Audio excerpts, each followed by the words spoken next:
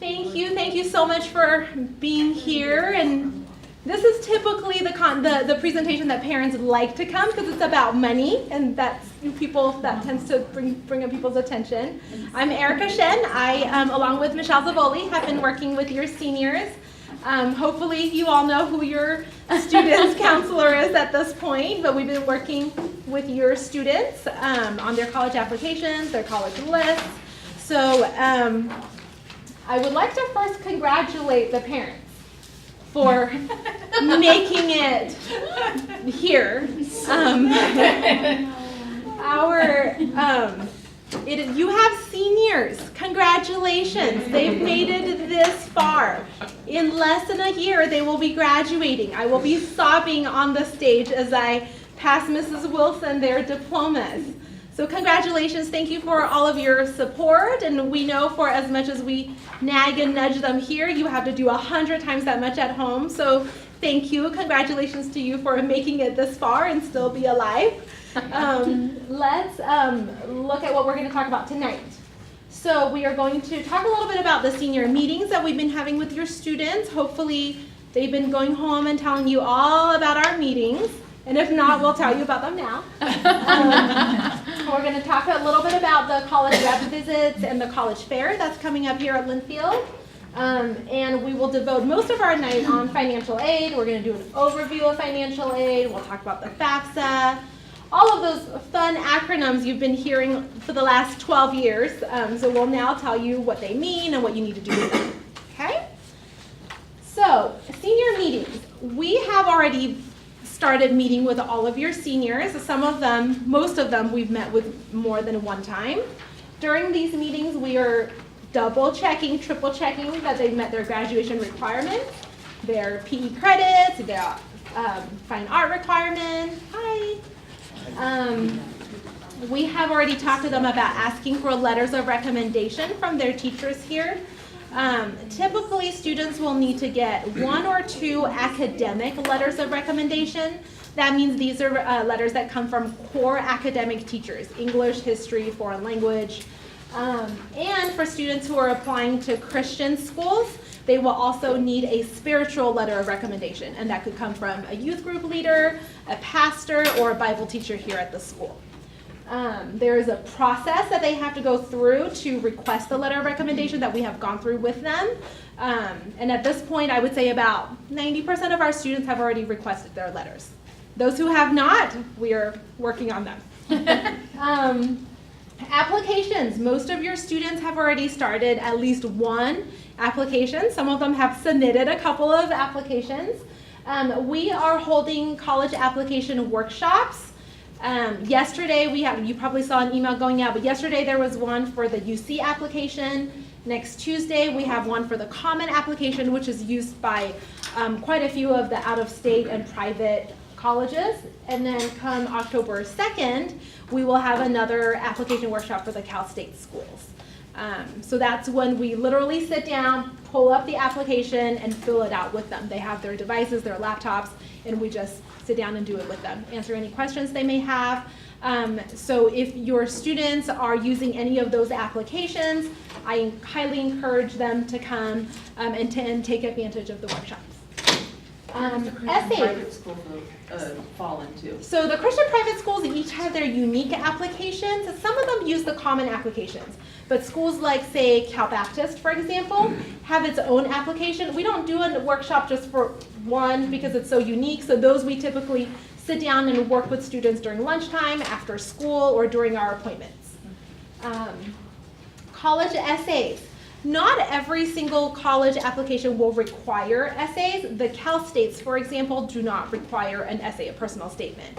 But most college applications will require them. The essays are not the kind of things that you can pull an all-nighter and get it done. It just does not work that way. It takes several drafts, 3, 4, 5 drafts. It takes refining, it takes reflection, it takes editing. So what we have been asking your students to do is to work on their essays, email them to us in a Google Doc or a Word document, and we comment on them, give them some suggestions, have them go home and work on them some more. So we go back and forth quite a few times. I know that Ms. Blades and Mrs. Fredericks, our two English teachers for the upperclassmen, have also been devoting some time in their classrooms for college essays. So they also serve as great essay readers and editors for your students. Not every student would like to share their college essay with their parent because they are personal, and as you know, teenagers are sometimes not quite comfortable sharing those thoughts with their parents. We respect that, so we won't share your student's essay with you unless they want to share them with you. We think that sort of protects the relationship that we have with your students, and we think that helps build that trust. But like I said, I haven't, this year at least, I haven't heard any students say, oh, please don't show my parents. That happens very rarely. But if you would like, you can reach out to your students and let them know that you are happy to edit and read their essays for them. Okay? Sending official test scores and transcripts.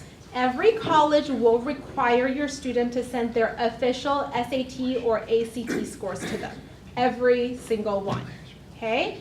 That means there will be an additional fee for you also. For the ACT is $13 per score report.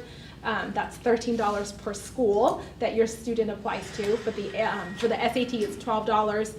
You can go on the website and go ahead and send them. We are perfectly happy to do that with your students as long as they bring a credit card or a credit card number, or they can call you for a credit card number during our meeting.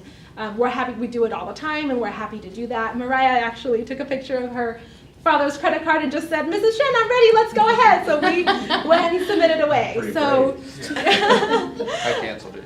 Yeah. So if you trust them with your credit card number, we're happy to do it with them. If not, just know that that's something that does have to get sent to them. Official transcripts. Linfield will be responsible for sending all Linfield transcripts to the colleges. We don't have any international student parents here. If your students have transferred in from another U.S. high school, we will also be able to send those transcripts to the colleges. Every now and then we get a very picky college that want this transcript to be sent directly from your student's previous high school. In that case, they will let you know. They'll email the student. Sometimes they'll also email us and we will let you know. So in that case, you will have to request the transcript directly from their previous school. Any questions so far? Okay. All right. So this is the time where parents can go, what can I do? Right? As parents, this is what we do. When you see your child stressed, struggling, under a lot of pressure, we naturally want to go, what can I do to help? So here are the things you can do to help. You can, I don't care what you have to do. Remind them, nudge them, bribe them, get them to do those applications and essays. Students, as you know, like to wait till the last minute because they have a lot of other activities. They have sports, they have a part-time job, they have AP homework, they have a lot going on. So the college applications tend to be the last thing that they want to think about. And they can't be the last things that they want to think about. So please, as you plan family events or if you see them surfing on YouTube, please just remind them this is a perfect time for you to work on your college applications. Okay, they really need that designated time. Or sit down with them and say, what applications are you filling out right now? Let me sit down with you and see what I can help you with. This is also a time where they can really use an executive assistant. If your student is not the most organized with passwords, websites, deadlines, this is a good time for you to sit down with them and say, okay, let's look at your list of schools, let's pull up the deadlines, and let me help you manage them. Some students are great at doing it themselves. We have some students who are overachievers who have the next 50 years planned out. You know those students if you have them. You also know those students if you don't have them. So please feel free to reach out to us if you feel like your students need extra support, and we're happy to meet with them weekly, twice a week. In fact, we actually do that with a lot of our students already. So portals. If you don't remember anything from tonight's conversation, please remember the word portals. Colleges, unlike Linfield, do not send you 1,000 emails. What they do is that they ask your students to set up a portal after the applications have been submitted. So your student will get an initial email saying, thank you for applying to Point Loma. We have received your application. We will be reviewing your application and getting in touch with you. About 2 or 3 days later, they will be receiving an email on portals. So they basically log on, they make an account on the portal, and they have to log in periodically to see if the colleges want additional information from them. Sometimes colleges will say, oh, we never got your SAT scores. That's kind of a big deal, but they don't call you, they don't text you, they don't email you, they put it on the portal. So if the student or if you don't go on there and check the portal, you don't know that the application is incomplete or if there are any missing components. So please make sure that you are on top of the portals. Questions? Okay. Sending official test scores, I talked about this in the previous slide. You will want to make sure that your student sends the official test scores to their colleges. AP scores, they do not have to send. They only have to send the SAT or the ACT, whichever one that they have taken, and any SAT subject test. If you have students, by now they should know if they needed subject tests. If they have taken subject tests, those need to be sent. The AP scores, we wait until after they've been accepted and after they've decided which college they're going to. I have a question. When you do the SAT or the ACT, it has where do you want it to be sent to? Yes. So is that not, is there another step you have to do, or is that okay to just do that? You mean when you signed up for the test? Yes. Yeah, so when you sign up for the test, you had 4 free score reports. Yes. So if you've already done that, if you put 4 schools on there, those 4 schools are good to go. You don't have to send them an additional test score report. That's a great question. However, any additional schools that's outside of those 4, you will need to send those scores to. I have a question. So when you request those scores directly rather than like a registration as far as part of the application process, if they took say the ACT multiple times, will the ACT company automatically send the highest score, or how does that work? No, so you get to choose. Okay. So when you go in and request the score report, it'll ask you which test date, from which test date would you like. So you click that test date and it'll show you the score just to confirm that's what you want, and you can send that score. If you want to send multiple, so for example, there are schools that super score, meaning that they take the highest section score from each section. Then obviously for those schools you want to send 2 or 3, and when you send multiples, you don't have to pay extra. So it's $12 per score report, whether or not it includes 1 sitting or multiple sittings. How can you find out if your school does a super score? Yeah, so by this point, we've already told your students if they super score. So the general rule is most private Christians and Christian schools will super score. The UCs do not super score. The Cal States do super score. And some privates do and don't. Some privates do and don't. It just depends on what school it is. You can, if you would like to find out, you can go on the college's website and look under the admissions tab, and there's usually testing information, and they will spell it out for you. How about the dual enrollment? Are those transcripts sent from here? Yeah, so the sociology, psychology, dual enrollment, yes, those will go on the Linfield transcript. Okay. If your student have taken a community college course, so for example at MSJC as a supplement to their coursework here at Linfield, you will need to request that transcript from MSJC. That does not get sent to us. It does not go on the Linfield transcript. It does not get factored into their Linfield GPA.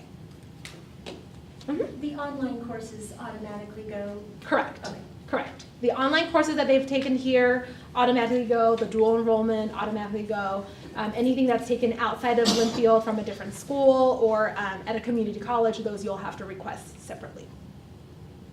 Questions? Okay.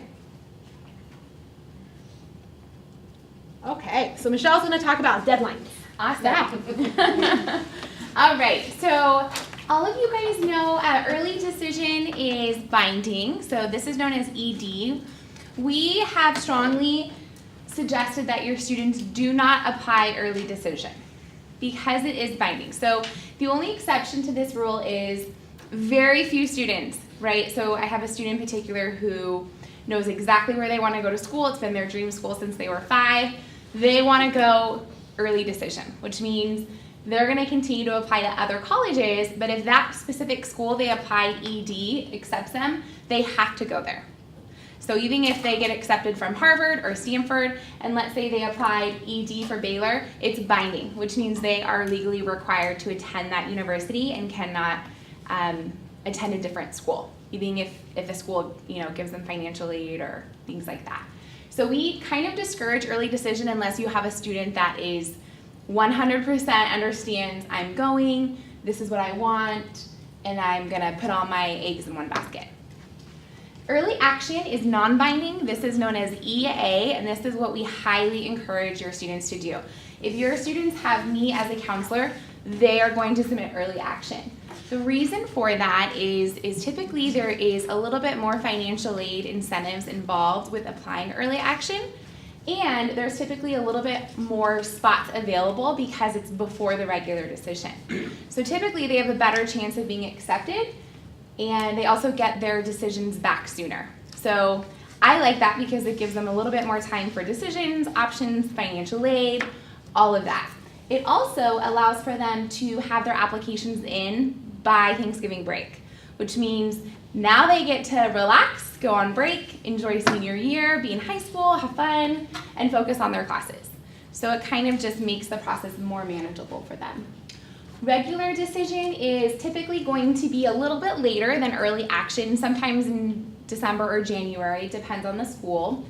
And we discourage our students from doing regular decision just because early action has more incentives and benefits, but there will be some students who maybe decide last minute, I want to add Biola or I want to do this school, and there is still time for that student to add and apply that school to their list on Naviance. So that's when they would do regular decision. So we encourage them not to wait until the last minute. We have been all over them. So you are probably getting our emails. And in my meetings with your students, I'm setting up a kind of an organized deadline plan. So I'm scheduling in when they're submitting. So if they come home and say, I'm working on, Boise State, there's probably a reason for that. And that typically is because that application might be due first or the soonest, November 1st. We submit with your students 2 weeks prior to the deadline. So if they have a November 1st deadline, I'm scheduling them in to submit on October 15th. The reason we do that is because if there's an issue with transcripts or test scores, it gives me time as a counselor the ability to get the items that the school needs for them to have that deadline met. Okay? And then all applications should be submitted by November 15th, which is right before Thanksgiving break. And if they, I think Ms. Shen's also doing this, but if they have me as their counselor, they're getting mapped out to where they have an application day that they're submitting with me so that it's manageable and it's all in by the time Thanksgiving break comes around. So they might be a little bit stressed up until that point because there's a lot going on. Do you guys have any questions regarding the deadlines? No? Okay. Okay. College rep visits and college fair. We have this really awesome opportunity at Linfield where we have college admission representatives from all over the country that come and they visit Linfield in the fall. This is a great opportunity for your students if they have an interest in a specific college, maybe Baylor or Biola, UCLA. It's a great time for them to come meet the actual people that could very well be reading their applications. So this is kind of a networking event for your student. We encourage them to come and not only hear about the college and maybe ask some good questions, but also be able to shake that person's hand, make eye contact, establish a relationship. I let my students know if they're highly interested in a school, they need to be at that event in our counseling office and let them come with some good questions, make sure that they tell that representative, I'm highly interested, I love this campus, this is where I want to go. It does make a big difference. How they sign up for those is it's in the counseling office. We always will have a poster on the front of our counseling office door with who's coming that week, the date, and they just have to get a slip in the counseling office to give to their teacher to get out of class. So, and it's also posted in announcements as well. So they'll know about that. We've got tons coming up, so it's a great opportunity. We have a list up here if you're interested. Yes. And then the Christian College Fair is our annual Christian College Fair. I'm putting that event on this year. That is Wednesday, October 10th from 6 to 8. It's a free event. It's here at Linfield in our gym. This is a great opportunity again for your students to network and also get information from Christian colleges from all over the country. This is a really popular event here. They're going to come and they're going to get lots of swag from the colleges. The people there are also people that very well are probably reading their applications. So we encourage them to come with some well-written questions, not the standard, what's your most popular major? You know, they hear that all night long. So I encourage my students, spend some time, think about some questions that maybe you really are curious about maybe the dorms or, you know, how many students are attending the school. Come prepared to ask those questions. It's open to the community, so if there's anybody that you want to invite from maybe Great Oak or from your church, they're welcome to attend. And there's going to be just a barcode station that you can register when you get there if you don't do it online. So totally free, come, and it's a really great event. And then this, again, is just a time to network with the reps. So we just encourage them, you know, I tell my students, shake their hand, look them in the eye, practice those skills now. It's going to make a big difference. Yeah? Do you have a list of who's going to be there?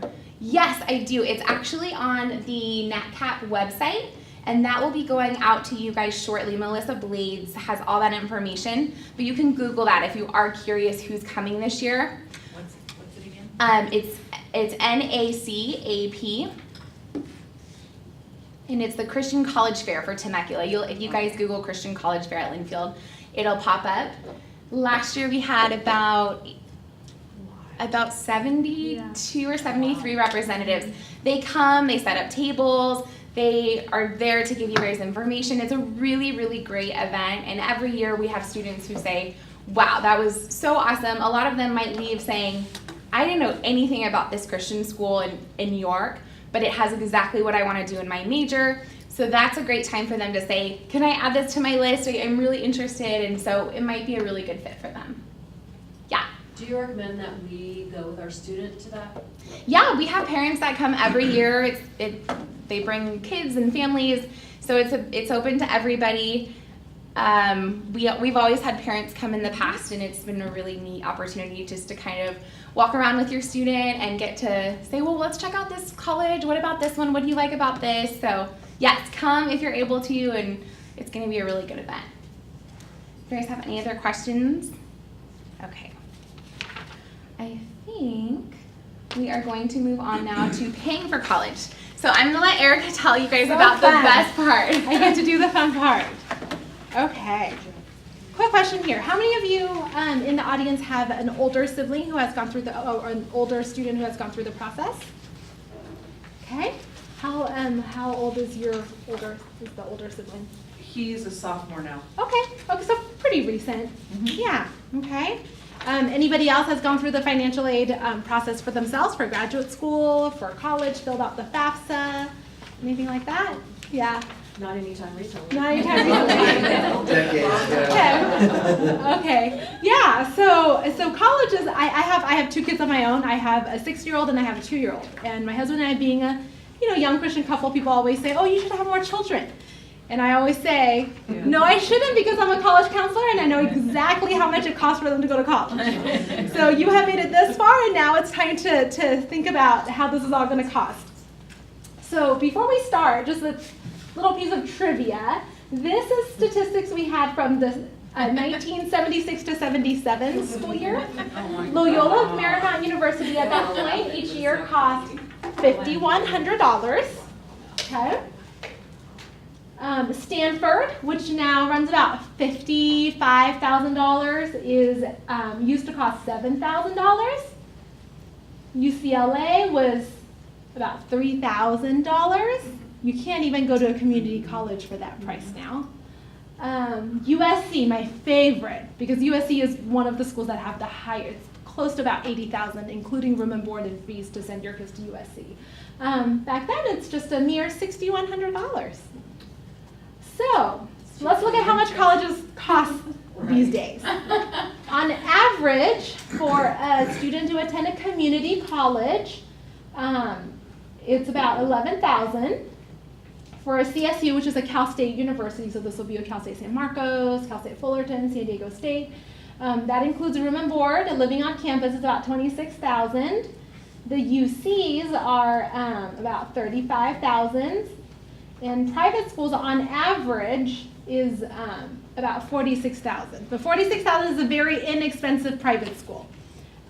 Some of them go high, some of them go up to like USC, Sarah Lawrence. Those are the ones that have the highest price tag to go up to about 80,000. But 46 is the national average. Okay? So that's why you're all here. So what is financial aid? Financial aid is sort of the general term that we use to for things that help your kids pay for college.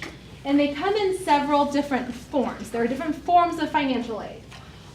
The first form, everybody's favorite, are grants. So grants come from the government, and they are free money that you do not have to pay back. Those are the best, right? Money that you get. And we'll talk a little bit more later on about the types of grants that you get.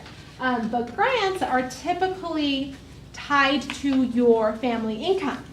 And I don't want you to feel like, oh, well, you know, we've got 3 kids coming to Linfield, we can afford private school, so my family probably does not qualify for any government grants. Not necessarily, because what the government takes into consideration is how many other students you have going to school, going to college. How many other college tuitions are you paying during that year? So poor Mrs. Scolton here, who has her triplet boys, will have a very hefty bill come next year, right? So the government takes into consideration those factors.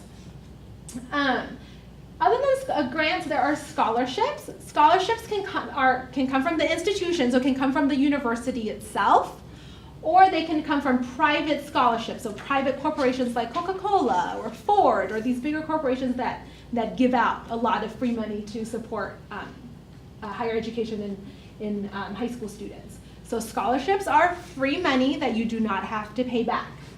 So grants and scholarships, awesome. We want as much of those as possible. Loans can come from government. You can take out a government loan, which typically has lower interest rate, and they don't typically have to pay back until after the student has graduated from college. Or you can get private loans from banks, from credit unions, and those accrue interest typically right away and typically have a higher interest rate. And then there are also employment opportunities. So, I mean, it sounds pretty straightforward, right? Your student can get a job at Starbucks and pay for it, work at Ralph's, pay for it. But there are also employment opportunities called work study that happens directly on the college campus that your student attends. So instead of getting a paycheck by working so when I was in college, I worked at the library at UC Irvine. And instead of getting a paycheck, my paycheck gets directly deposited into my account with UC Irvine. And it could be used to pay for books or parking or my dorms or anything like that. And those are called work studies. So in order to qualify for financial aid, any of those financial aid, you will need to fill out applications. So these are separate from the college applications themselves. The most popular and the primary application is called the FAFSA.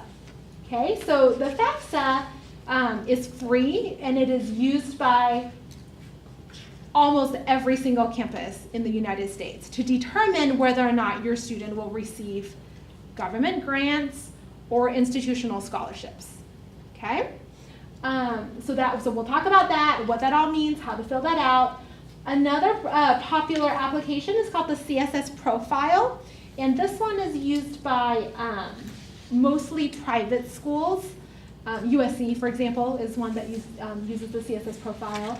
There is a handout in your packet. It's that kind of gray piece of paper, couple pieces of paper. And it lists all the schools that use the CSS Profile. Okay, so not every school uses the CSS Profile. Every school uses the FAFSA. So everybody fills out the FAFSA. Not every school uses the CSS Profile. You will need to look on that list that in your packet to see if your student's school appears on that list.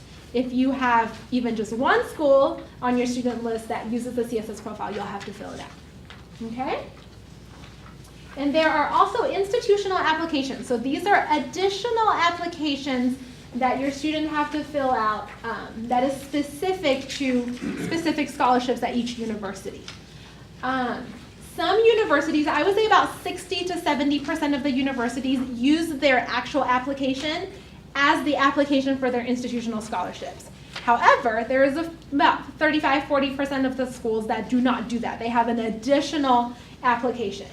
The place to look and to figure out if there is an additional application is the college's website, and you want to go under the financial aid office. That's where they would post that information. And we are happy to look that up with your students. We can set up a meeting.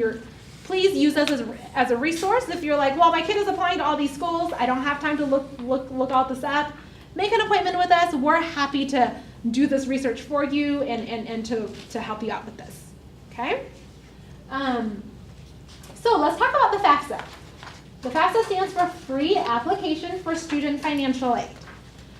So first and foremost, it is a free resource. If you Google the FAFSA, so FAFSA.gov is the website you go to. But some very entrepreneurial people have also bought out FAFSA.net, FAFSA.com, FAFSA.edu. And when you go on those applications, they will charge you. You'll fill out an application, and at the end, they'll charge you. It's a scam. They have made a lot of money from it. But it's a scam. So when you're filling out the FAFSA, first, make sure it's the right website. The second, if they're charging you, you're on the wrong website. Okay? This is a standard application that collects demographic and financial information from students who are hoping to go to college.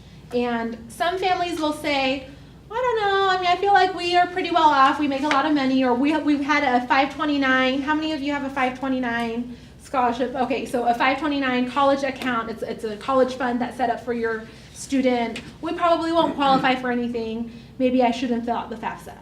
You should fill out the FAFSA, because even for some schools, they will not give out any scholarships if you don't have the FAFSA on file with them. Okay, so everybody fills out the FAFSA.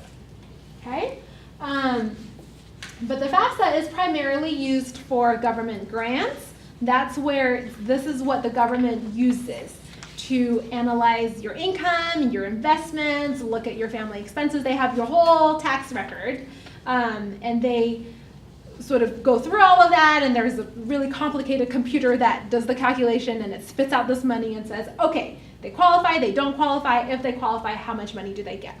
Okay. The FAFSA opens on October 1st, so that's coming up. That's in a couple of weeks.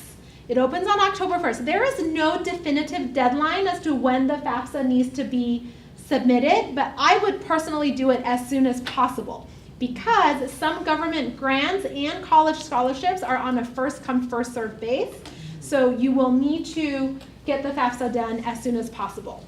The piece of information that you will need to fill out the FAFSA is your 2017 taxes, okay? Some of you may go, well, what if I filed an extension? Do I have 2017 taxes? Then you will use your figures from 2016 and use those as estimates, okay? But 2017 taxes is the packet that you got from doing your taxes, your gross income, your deductions. That's the packet that you need in order to sit down and do the FAFSA. The application itself is not complicated. We are happy to sit down and walk you through it. Parents typically don't like that, because then we get to see how much you make, all the money you owe, all the investment you have, and then we try to talk you into taking us to the Bahamas on a cruise. But if you need it, we are here to help, and we are happy to do it. Okay? Okay, so FAFSA, the website. In your packet, there is a specific handout for FAFSA. I just need to look for it. It's all at the very end. So it's federal student aid. This packet back here talks about the FAFSA, how to fill it out.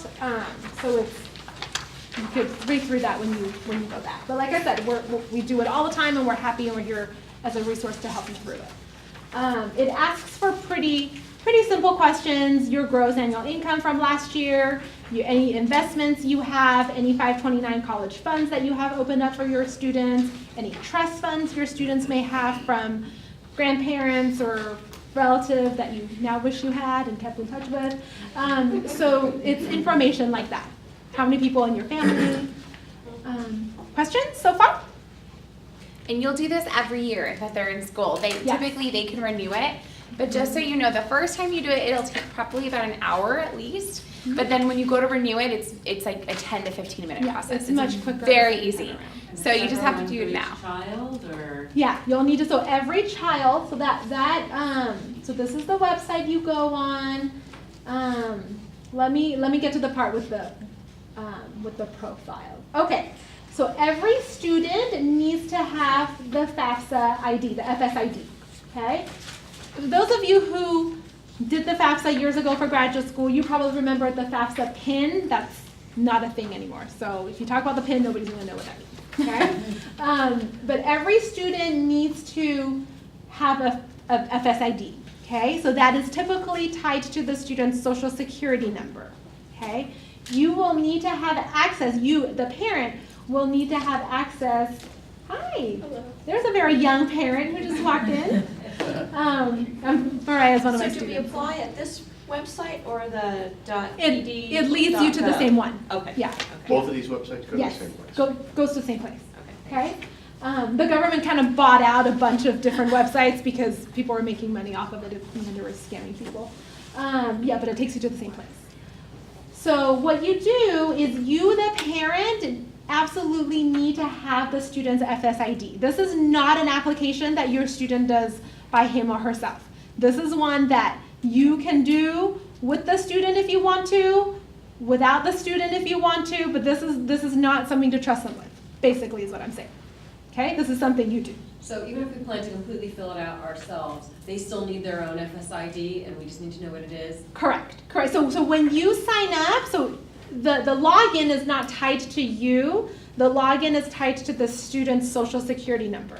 Once you go on there, it'll ask for the parent's social security number and tax record and all of that. So you don't need to have an ID. The student has to have an ID. You just need to have access to it. So will they have access to it too? What if we don't want them to? Then you do this whole application on your, you do this whole app, no, that's totally, yeah. You do this whole application on your own. They do not need to be there. You know their FSID.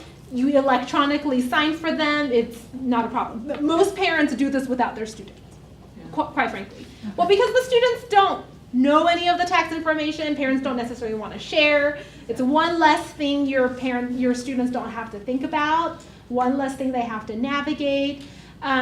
This is typically when parents will ask, because when you're doing the FAFSA, there is a page that says, is your student an independent student?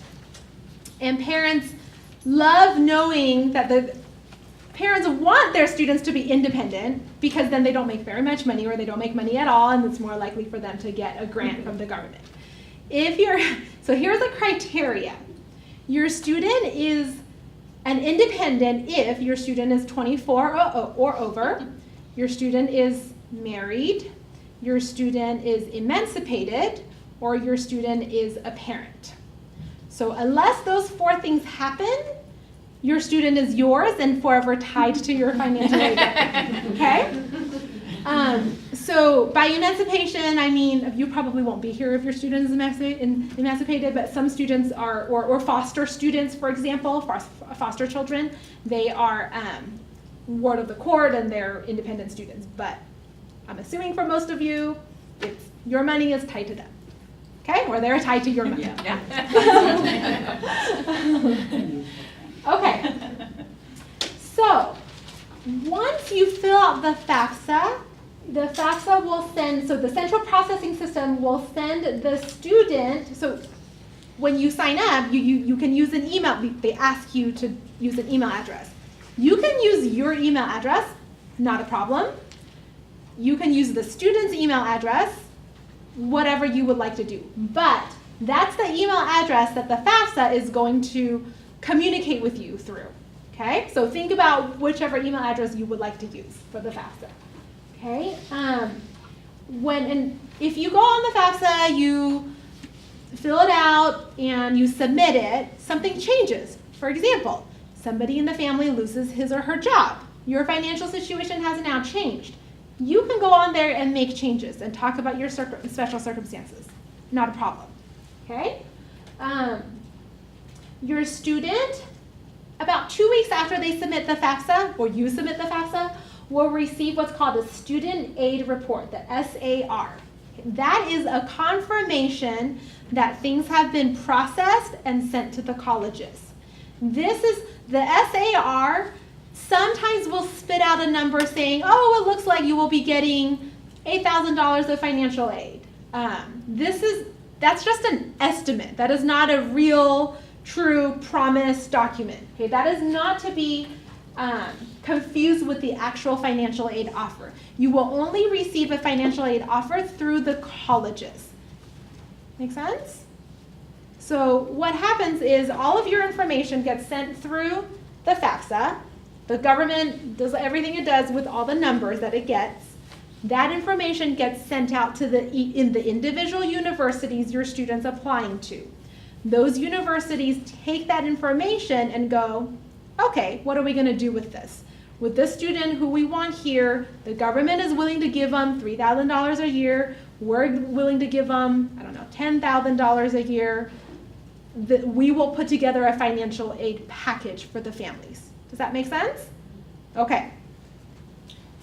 So I've asked this before, but I want to clear my mind. Sure. So the college processes it through the FAFSA, but when the college sends back an offer for the student, it's their offer, but not the FAFSA money? It'll include both the Includes both? FAFSA money and the college Okay. offer. Yep, so we have a sample offer letter at the end here that we'll go over. But yes, it includes the government grants, it includes any scholarships, it includes any job, work, study opportunities on campus, and it gives you, it's all neatly. Does the college break that down? Mm-hmm. Yeah, absolutely, absolutely. Yep, so typically it'll say it costs $50,000 to attend University XYZ. The government is willing to give you this much, we're giving you this much in scholarship, you can work on campus and get this much money in a year. You now have to pay the remaining amount. So that's the amount you look at to see if that college is an affordable option for your student. So far so good? Everybody still awake? Okay. All right.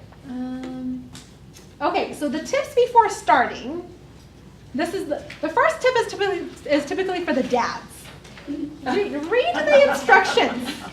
Okay? So read the instructions and make sure you understand what they're looking for before you start typing away. Okay? I say this because my husband is notorious for, I remember when we had our newborn, he put together this crib completely incorrectly. And I go, well, what happened? And he's, did you not read the directions? Oh, what directions? So anyway, I hope that's just unique to my family. Read the instructions. It's fairly straightforward. Like Michelle said, it takes about 45 minutes, an hour to do the FAFSA. It's not super complicated. Make sure you have your tax records on hand. Don't do it from memory. And do not wait. You just don't wait until, oh, well, let me see where he gets into before I fill out the FAFSA. Fill out the FAFSA on October 1st, October 2nd. That's a great first weekend of October. Great time to do the FAFSA. You can't do it until then. You can't do it until then. Correct. What's really good too about filling it out in October, we tell our students this a lot, is that if they're applying early action, which they should be, then they are typically, the exception to this is the UCs and most of the Cal States. But if they're going private or the Christian schools, most of them will start to have answers back by as early as Thanksgiving break, if not Christmas break. And then typically you have your financial aid offers come in January. So at that point, we can all sit down and say, great, you have all these acceptances. This is the financial piece. And it gives you guys time as a family to figure out where they're gonna go, how you're gonna pay for it, and you have until May 1st. So that's another push that if you're wondering why we're really pushing for them to get their apps in, it's just a benefit all around for you guys as a family too to kind of figure things out. Mm-hmm. Okay. And all the information that you fill out on the FAFSA, so let's say you choose to fill it out on October 1st, right? So you just, if there are questions that you're like, well, I don't know, this may change towards the end of the year, you fill it out as of the date you complete the form, right? So at that moment, that's all you know about your financial situation, then that's the information you work with. Okay, we can amend it later, but that's the information you work with, what you have right now. Okay, so why do we care about the FAFSA? Like, why do people talk about the FAFSA all the time? because the FAFSA determines what's called the expected family contribution. When I went to college, it was still called the EFC, but it was called the estimated family contribution. Now it's expected, so you're expected to pay this amount of money. So the FAFSA, like I said, when you enter all this information, it goes into a computer, it spits out this amount of money that the government believes with your family situation you should be able to afford every year. This is what the government believes, right? So the government believes, looking at your income, your investments, your inheritance, all of that stuff, the number of people in your house, the government goes, okay, for a family like this, we think you should be expected to pay this, to contribute this amount to your college, to your student's education. Whether or not you can actually contribute that is your business, right? It doesn't necessarily mean you're like, oh yeah, no, great price. Most likely you're gonna go, wait, what? They think I can put in $20,000 a year, right? But nevertheless, that's why the FAFSA is so important, because the colleges then use the EFC, the colleges then use the expected family contribution to determine how much money they're gonna give you in addition to the grants and the things that you may already qualify for. Make sense? Okay. All right, so let's talk a little bit about what is the expected family contribution. Okay, so like I said, it is the amount of money that families can reasonably be expected to contribute. Okay? And that amount, so the EFC that gets sent out to all the colleges stays the same. So the government doesn't go, well, for Stanford, I'm going to tell them that Johnny's family can only contribute $7,000 a year, and then for Cal Baptist, I'm going to tell them they can contribute $4,000 a year, right? It doesn't work that way. So the EFC is across the board. That's the information that gets sent out to all the schools on your students' list. So, well, how are you supposed to pay for the EFC, right? Parents typically are the primary people who pay for a big chunk of that. Student contribution. I have, so prior to coming to Linfield, I was a private counselor, and I've worked with many students who have very big trust funds. But even those families will say, well, you know what, this education is yours, so we expect you to contribute to it, right? So it's not fair that we are paying for all of it, and you are living 3,000 miles away from me and partying and doing who knows what, right? So you need to have a stake in this education. So most families will say, yeah, we'll pay for most of it, but you're expected to take out a small amount of loans or to work on campus to pay for your college education. So it is perfectly fair to say that your student also have to contribute to the EFC. So the cost of attendance, so let's say your student goes to a UC, $35,000. Cost of attendance minus the expected family contributions, minus the amount that the federal government believes you should be able to pay, is your financial need, right? Very few families can pay for all of it, right? So let's just say that your student is going to a UC, $35,000. The federal government expects you to pay $5,000 every year. Well, then who's going to pay the other $30,000? That's the financial need that your student has. And Michelle is going to talk a little bit. There are different types of ways to pay for financial needs. So Michelle's going to talk about the Cal Grant, which is a California-specific government grant. So she'll tell you a little bit more about that. Perfect, thanks. Okay, the Cal Grant is free money, right? So the grants are money that you don't pay back.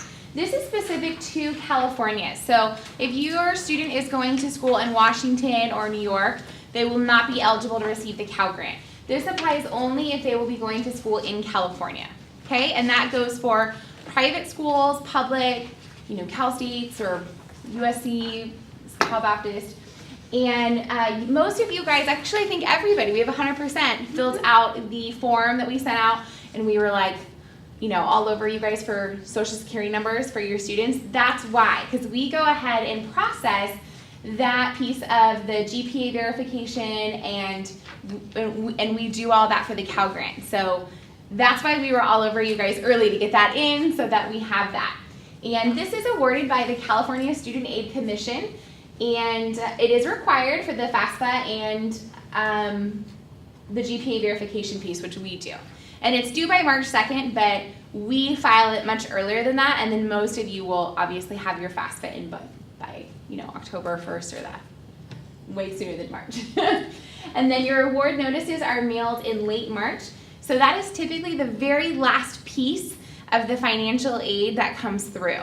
So by that point, typically January, February, you already have a good idea of what the schools are offering you, scholarships, the FAFSA, what they're offering you, and the Cal Grant comes through. And so typically this is kind of like the cherry on top, right? This is like, oh great, if we qualify for this, then that takes care of the rest of that chunk that's left over. So you guys will get that in the mail. It doesn't go email, only in the mail, so make sure that the address that they put down when you fill out the FAFSA is correct. And also, this is based on a combination of merit, so your students' grades, and the financial need.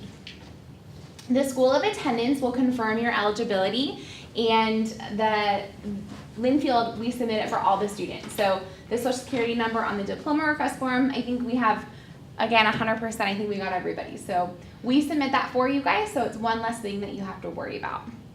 Do you guys have any questions on this slide? No? Okay.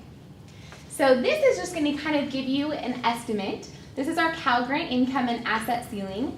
And this will talk about, there's 3 different types of grants. There's Cal Grant A, B, and C. Most of our students at Linfield, not all of them by any means, but most of them qualify usually somewhere under the Cal Grant A and C.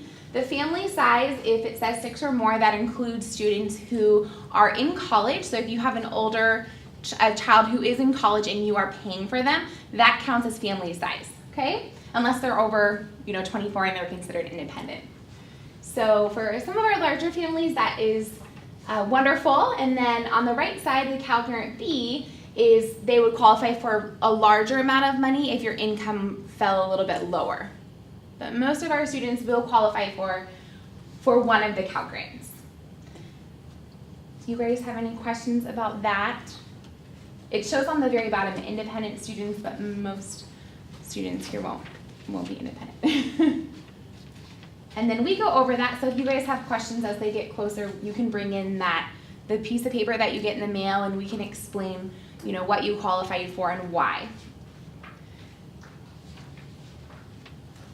Okay, so typically it just gives you a breakdown of the dependent students and the independent students.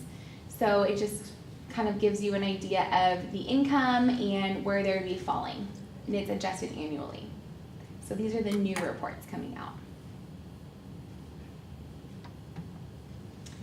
And this is, again, the paper form, so classic mail. We don't get much of that anymore. So you will get it in the mail. Make sure that you don't throw it out. Every year I have parents who accidentally throw it out thinking it's junk. So open it up if you think that it looks semi-serious from Cal Grant. Make sure you take a look at that and then make copies of it. Every year we have parents who lose it, and it's kind of a process for them to send out the form again. And so make a copy of it or take a picture of it on your phone.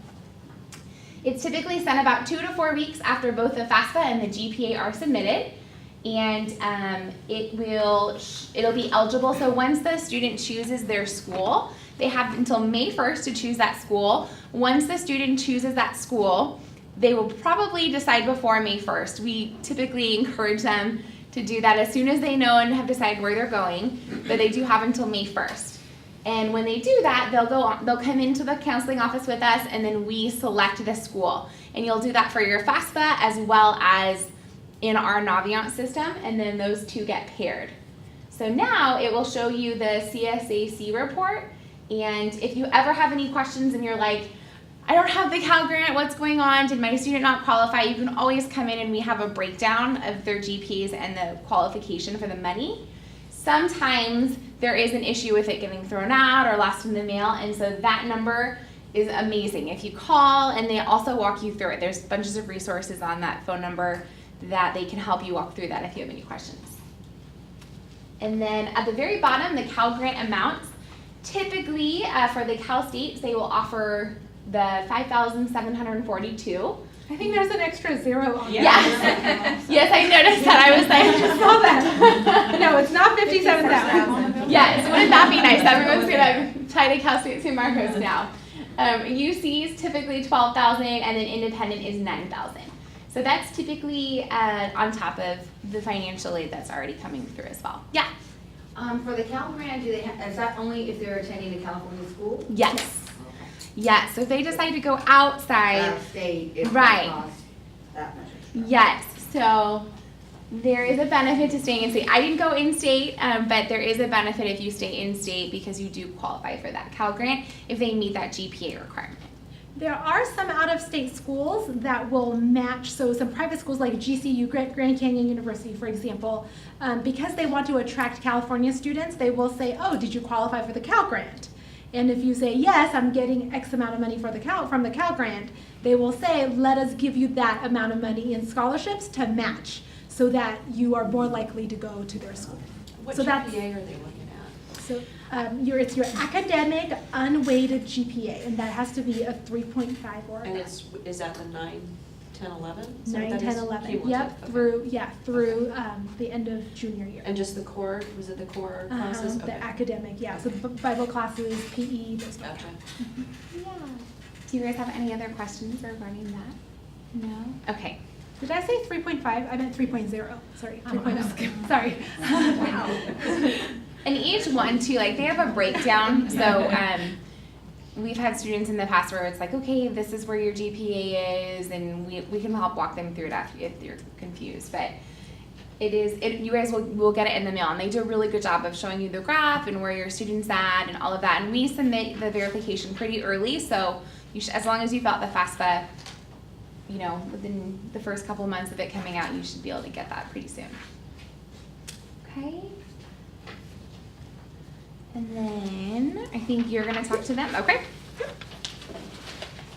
All right, so the Cal Grant is a form of government grant that's free money you don't have to pay back. Another form of free money that you don't have to pay back is called institutional aid. So this comes from the university, this comes from the college itself. These come in several different forms. So there are academic scholarships that is not tied to the financial need of your family. That means they want your student to be there because they are a great student. This is typically schools where your student's GPA and test score falls a little bit higher than the average student who are admitted. Those are the type of schools that are more likely to offer academic scholarships. Unfortunately, in the state of California, the UCs and the Cal States, it is very difficult to get academic scholarships from them. Essentially because the schools are poor. They don't have enough money or endowment to give out as much scholarship as the private schools.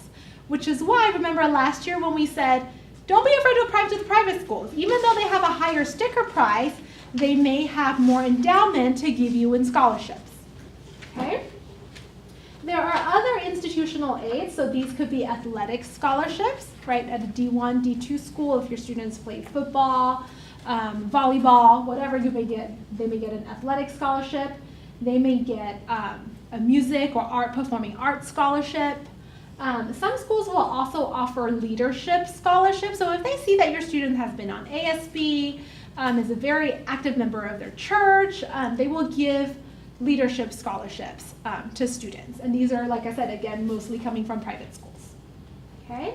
There are also endowed scholarships. So these come from the school's endowment, and it just depends on how the endowment was set up. So some schools will say, oh, we're going to give scholarships to all female students with a GPA of 3.5 or above who want to go into engineering, for example. These are specific scholarships that are set up by alumni or people who have graduated from that particular college.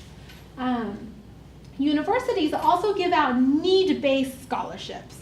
So what are need-based scholarships? These are scholarships that are given to families that really need it. So remember, the universities also get your FAFSA information. They know how much money you make. They know how many people are there in your family. So if they really want a student and they can tell on paper that your student cannot afford their education, they will give out need-based scholarships to help your students come. So some of the top schools in the country, so the Ivy League schools, so the Harvard, the Yales, the sub-Ivies, so these would be the Northwestern, the Duke, the Stanfords, they will give out they will match 100% of your needs. So if you can only pay $2,000 a year and it costs $65,000 to go, they will give you all of it, because they're all about accessibility to higher education and getting diversity on their campus. How do you find out about these? Does the school just tell you about endowed Yeah. scholarships, or do you have to look someplace to find Yeah, so the financial aid page on the school's website is where you will find this information. So you go on the school's website and you click on their financial aid office, or if you do a Google search, it'll come up, and that's where you'll find that information. If you want us to do that research, we're happy to do it. Send your student's counselor an email, and we're happy to do that research for you.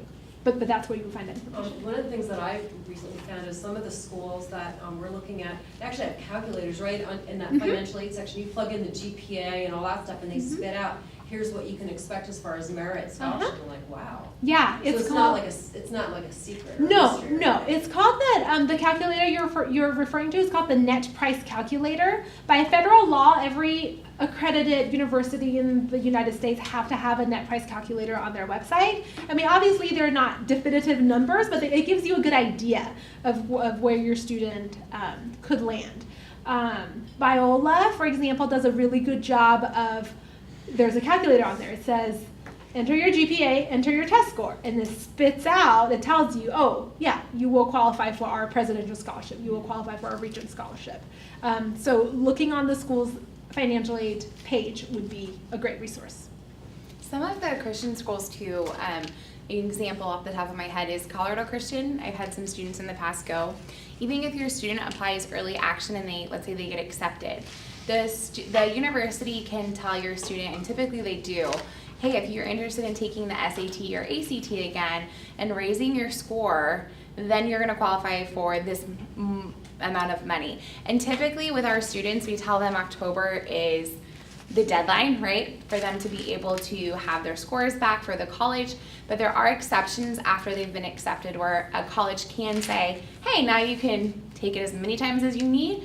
And if a student meets that, there is aid involved. So sometimes I have parents that are like, it's January. Why did you just tell my student to take the SAT? That is why. So if a college reaches out, then we encourage them to take it again all the way up until they can. I had a student take it all the way up till May. So Yeah, just this last year. Does that show up in their portal then for the college? Sometimes, or sometimes the colleges will reach out. In that case, the colleges will reach out directly to the student or to us. yes, and typically we have a good idea of those colleges that allow that. So if you're like, our counselors are a little crazy, it's past November, why are they taking the SAT again? That's why. Is that common? For a lot of the Christian schools, it's very common. So there is an incentive if they can work on their test scores, and sometimes I have a student that says, Miss Lily, I'm so upset, I only raised it just a tiny bit, it was such a waste of a test. Well, actually, Johnny, you're now in the next category, so you get $5,000 a year. So there is some benefit for them to take it, and that's why we have them do all these crazy things. I just wanted to say that CBU is very, very generous and has so far been a wonderful school. My daughter goes there, and a lot of the kids, a lot of her friends from Linfield are all going there too, and she absolutely loves it. Now, Yeah. she didn't like ADS in Riverside, but she goes, once you get on campus, It's a great like your school, own yeah. world. My son goes there, it's the same thing. I love it. Yeah, it's a great I love that, school. and the food is Yeah. great. Yeah. It's But rated they're one of the very best. It's generous. rated one of the best. Yeah, and they're very generous with different scholarships they give to kids for lots of different, anything they do, they can get money for. Yeah. So they Yeah, really good about it. that's typically our experience with private schools, Christian schools. There's more leeway when it comes to scholarship, taking the SAT again or the ACT again to get more scholarship. If you're applying to the UCs, the Cal States, University of Washington, University of Michigan, these big public schools, you'll find very, very little to no flexibility. They're bogged down. Yeah. And that's also where if we're saying, hey, Johnny, you have to have the test done by October 27th for ACT, there is no leeway. We really mean it if we say that for their specific schools. Okay, so just keep that in mind. Yeah. At this point, all of your students will have a unique plan. Everybody in here, your students, so if you switch stories with your neighbors, right? I mean, your experiences are going to be a little bit different because of the types of schools that your students are applying to. I will guarantee you that no parent in here will have the same college application experience just because every student is different. So feel free to reach out if you hear, oh, well, this parent said this, how come my students, feel free to reach out to us and we're happy to help out, okay? Okay, so if you don't get any grants from the government, if you don't get any academic or athletic or musical scholarships, then what do? So there are loans. So loans, as you know, like our car payments and house payments, have to be repaid. They have to be repaid with interest. So there are government loans, which in my opinion should be the first type of loans that you take out if you have to take out loans, because the interest rates are so much lower compared to credit unions and banks and other private student loans. The loans for students, you'll see there are Perkins, and then there are direct loans, unsubsidized loans, so you can see there are different types of loans. If we come to that, we're happy to sit down with you and talk to you about that. But parents can also take out loans on behalf of your students. So these are called PLUS loans. They have a 6.31 interest this year, and you can ask for a 6-month grace period before the interest starts accruing. So if you want to, you can take out a loan personally to fund your students. But you can't take out this loan and go to the Bahamas, right? So this loan has to be applied to your students' higher education. Make sense? Questions so far? Okay. So this is what I was talking about, independent students. Here are the criteria for your student to be an independent student. Oh, I forgot to mention military. Yes, if your student is an active military member, he or she is considered an independent student. But chances are, most of you in here have students who are dependent, which again means that they are tied to your financial information. Okay, so there are some private sources, private scholarships, okay? And these are, quite frankly, the private scholarships is not where you're going to get the biggest chunk of money. You're going to get the largest chunk of money from the college itself. Okay, that's where you're going to get the most of your scholarship. But yes, there are private scholarships. They can come from local community organizations, the Women's Club, the Elks, the Lions. They all have small scholarship funds that are set up to help local students. They will typically, in a couple of months, they will come into the counseling office, drop off applications. We make those announcements and we talk to students who qualify and say, here, this is what you should do. These are typically $500, $1,000. They're not a lot, but they help with books and parking, and every little bit helps. There are also employers, so any of you who work for the Public Utilities Company, the DMV has one. If you are a military member, so there could be additional benefits for your students. So this would be the time to go to your employer and say, I have been an excellent employee here for the last 15 years. What can you do for me now? So I would investigate and see if your employer offers scholarship opportunities. Here at Linfield, we have a scholarship program. So we get money from local donors, alumni, prominent families in the Valley, and they will donate money come spring of their senior years when we ask them to submit this portfolio called the Senior Portfolio. Basically, they include their test scores, their information, and these go to our sponsors who will then select appropriate scholarship recipients. So again, they're $500, $250, so it's not tens and thousands of dollars, but like I said, every little bit helps, and it's just free money. It doesn't hurt for them to apply. Okay? All right, so other sources. Do we have any veterans, active military members in here? Okay, so if or anybody that you know, so if you are a veteran or an active military member, your child may have additional scholarship benefits. So for example, if you served in the military and you are an injured veteran, your child, under the GI Bill, your child can go to any school here, any public institutions here in California for free. So the UCs and the Cal States. Mrs. Susie Valencia, who's the other counselor in the office, her husband is a retired Navy officer, and Yeah, so she's like, I'm hoping my kids will go to the UCs and the Cal States because they get to go for free. As many children you have, they get to go for free. So if you or your spouse have been in the military, this is something to look into. Okay? Okay, so having all that said, here are some ways to help cut costs for college. College is expensive, so how can we help make it less expensive? Leaving your student's car at home, especially if your student is going to college in a city. So I went to New York City for my graduate school, and I chose not to bring a car because I didn't need to. It's expensive to keep anything in the city. I could barely afford my own apartment. I could not afford a parking spot for my car. and public transportation was easy and easy to maneuver. I didn't have to pay for parking. So leaving their car at home may be a good way for them to cut some costs.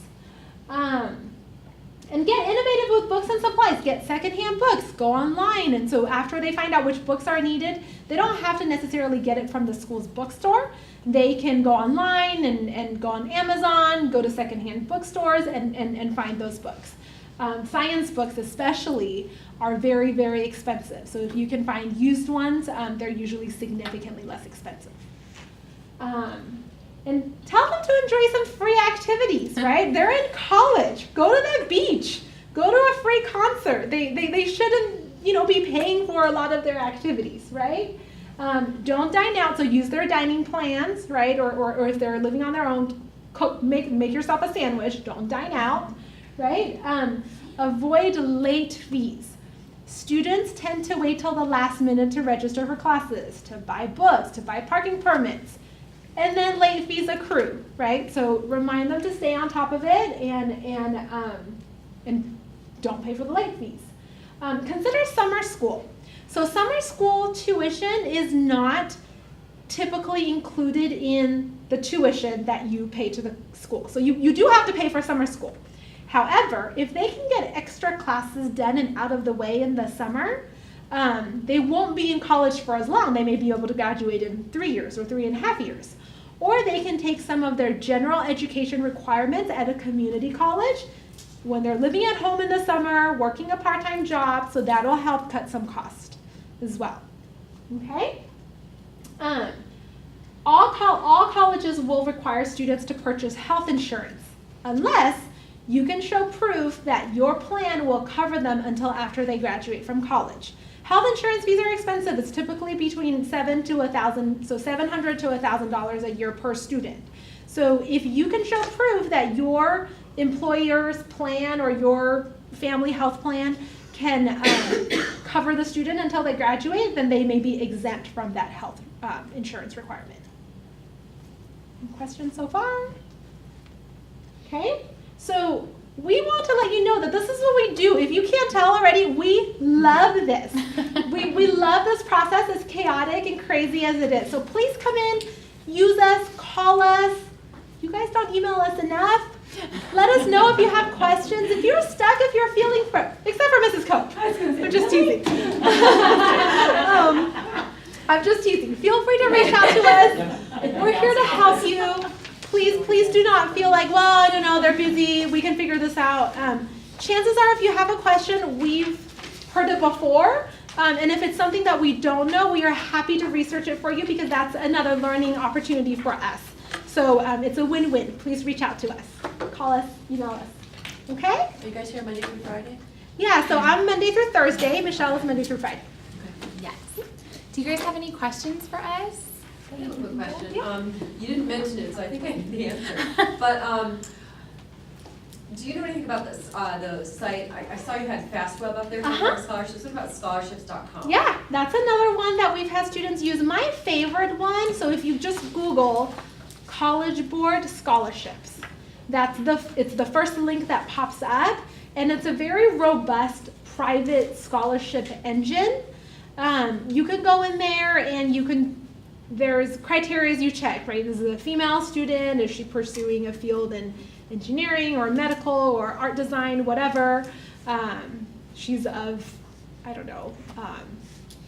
Chinese descent, right? So like you can check all of these boxes and it spits out all of these private scholarships that are available for your student to apply. And what was again, scholarship? So if you just Google College Board scholarships. Do these websites cost for you to, like, you have to join or anything to get this information? Also Naviance, which is what your students have made for their college list. You guys have probably heard this website. You guys can log in. If you ever don't know your student's username or password, we have it on the screen so we can show it to you guys. But on there's a scholarship section at the very top. And I think it's Miss Valencia, she's going through, and we make sure that those are active or inactive. So typically I have my students, we all kind of have different protocols for that, but I typically have my students start looking for scholarships in December once their applications are done and out of the way, and now they have that time to sit down and go through, start tackling scholarships, doing the essays. And on Naviance it'll say active or inactive, and they can click on the active ones. And typically those ones they can apply for, and we've seen some really great results with that. Yeah, applying to private scholarships is a very tedious process, and it's typically a process that is mainly driven by the parents, because by the time that the students get done with their college applications, they are so burned out. They're just like, no, I don't want to write another essay. I don't care if my parents have to pay an extra $500. I don't want to do this anymore. Okay, so. If it was $500, it wouldn't be a problem. Yeah. So if you would like, it would be nice if you were looking for a way to support your students, you can start going on these search engines, pull out some private scholarships that you think your student may qualify for, and just kind of set those aside so that once they get through the busy season of submitting their college applications, you can gently dole them out and say, you know, I've been researching and here are some other things, and we're happy to work with them on their scholarship applications. We've read all of their college essays, so when we look at what's required for the scholarship, we may go, oh yeah, use your essay for Baylor. This is the perfect essay you can use. You don't have to write an extra essay, or use your essay from the UCs and this will work. So we're happy to help them with it. Okay, how much are the college applications? Yeah. Good question. Yeah, you wanna? Is that gonna start adding up? How Yeah. Are you Oh, that- expecting them to fill out so many applications? Is there an expectation for? So I strive really hard. If your students have any Christian college applications, a lot of them have incentives for your students to apply early, right? Because they want to start getting their spots filled, and so a lot of them offer free applications. I've got a list right now of one. So chances are, if your student has me as a counselor, Ms. Shen does this too, but we're like, hey, you're gonna fill this one out right now, this week or next week, and I have them on my calendar because it's a free application. So like GCU's is always free, Colorado Christians is free right now. So that does save money, and anytime I get notified of those, we make sure to let your students know. So that helps a lot. Now, some of the applications, it depends on the schools, but they can range anywhere from $40 to $80 an application. And it does add up. It does absolutely add up. It's expensive. So let's just say it's $60 on average, right? You apply to 10 schools, that's $600 plus the SAT score report, right? So you're looking at $1,000 right there. Which is why when we talk to which is why we tell your students, don't apply to the school for the sake of it, right? Like, you really need to sit down with us, sit down with your family, and that school needs to have a clear purpose on your list. You're not applying because your boyfriend, who you may never see after high school, is applying, right? So it's important that they are applying to these schools purposefully. But yes, so whenever there's a free application, we always encourage students to take advantage of them. We actually just make them do it. Yeah. So if something has come through the mail, because Yes. we get a lot of those mail things. Yes, if it says free Yes. application, hold on to it. Yeah. Take a picture, email it to me, or have him come in and talk to me. And then- Because I didn't know, because we get so many of those, I don't, so I never know, okay, is this for real? Or they'll Yes. say, here's $7,000, and I'm like, are you sure? And yeah. And a lot of times too, like if your student went to the workshop, which most of them did, the college workshop we did in the summer, we have them communicate with colleges via Naviance. So they should be getting flooded with emails from colleges, and we have been all over them to pull up your email right now, you're gonna check it in our meeting, and a lot of times they get free codes that way. Also, if you go to the college fair, the Christian college fair, a lot of times those representatives have free codes to give out to your students, which is another incentive of why we say, hey, go talk to them. So there's a ton of free codes out there. If it's a private Christian school or some of our privates, typically we work really hard to find you a free code. The Cal States and UCs don't ever offer a free code, so you're going to be stuck with those. But we do try to spread them out a little bit. So most of your students are probably working on one application right now at least.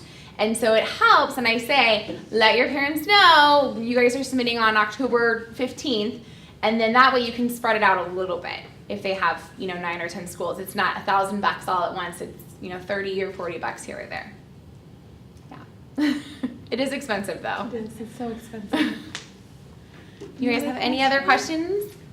On the FAFSA, you said they take into consideration other students we might have in college. Do they take into consideration students that we're paying for Linfield for? Private school? Yes. Yeah. Yes. Yes. Yes. So remember there was the FAFSA and then the CSS profile, which only some schools use. So the main difference between the FAFSA and the CSS profile is that the FAFSA does not take into consideration your retirement accounts and your property value. The CSS profile, if you're sitting on a $2 million home, the schools that use the CSS profile are going to say, yeah, I don't care, take out a second mortgage, sell your house. We're not going to give you extra money because you have that as an asset. But the FAFSA does not care, so the government doesn't care. If you're sitting on a $2 million home, good for you. They do not care. So that's the main difference, but yes, both of them take into consideration children who are going to private schools and children who are currently in college. Okay. More questions? Thank you guys so much Thank for you so coming. much for coming. Thank you.